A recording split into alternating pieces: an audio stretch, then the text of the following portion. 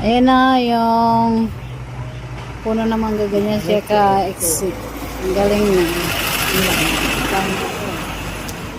Ba't nanginginig siya? O diba? Pag namumunga na yan, after na mamunga, puputulin yung sanga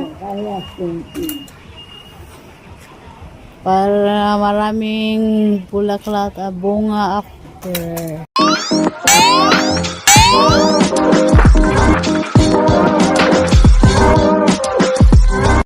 Ang puno ng mangga, maganda tuloy.